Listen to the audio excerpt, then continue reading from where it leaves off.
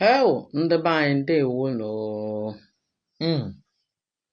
Ọ na-afịa ahụ na-eme abụ ihe mwute ma anyị bịa na-ene anya sị na o nwere ka o si dị ka ọ bụ onye Igbo gburu mmadụ, maka na ọ dịrọ n'akara aka ndị Igbo igbu mmadụ, ma ndị Igbo na-egbuzi mmadụ, ndị Igbo na-aghazi pin.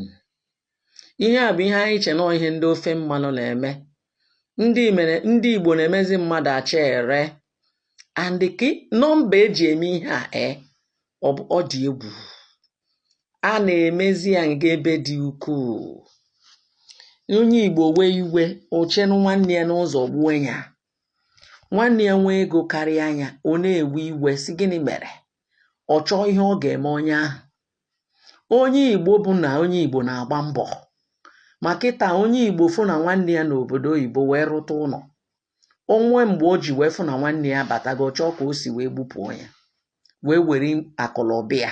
Ndị Igbo na-adị na lezi. Amakwa m na ndị Igbo na-adị lezi. Echekwa m na lezi adịrọ n'akara aka ndị Igbo. Onye Igbo na-ekwezi maka nwaanyị wee gbue nwanne ya, mana ọ dịrị otu a n'ala Igbo before. Ya ka nsị, ị bụrụ ezigbo nwa onye Igbo, ị ga na-achọ ka isi akpa ezigbo agwa. Ka anyị bido kpaba ezigbo agwa.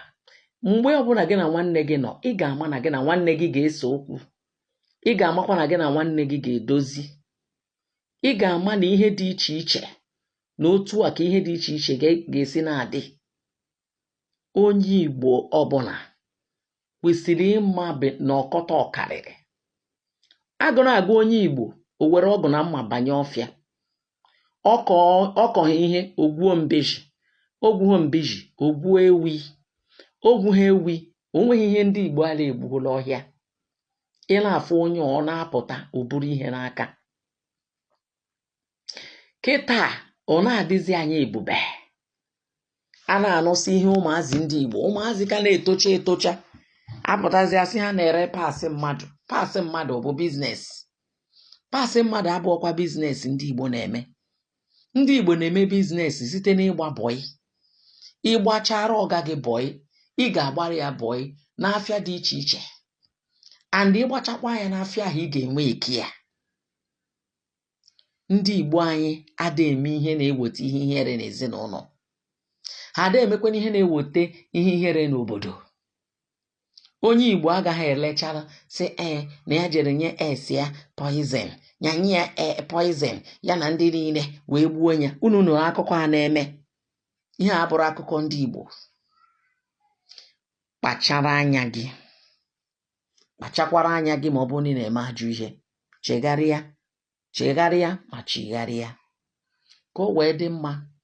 Ọ ya ka ndị si na onye Igbo ọbụla kwesịrị ịnabata Jizọs, maka na omume anyị bụ omume nwa Chineke. Onye Igbo ọbụla kwesịrị ife Jizọs Kraịst ofufe. Onye Igbo ọbụla kwesịrị iwere obi ya tụkwasị na Chukwu. Ọkụ ya ka anyị na-asị. Ịnabatago Jizọs Kraịst dịka onye nwe gị na onye nzọpụta gị. Ọ dịkwa mkpa.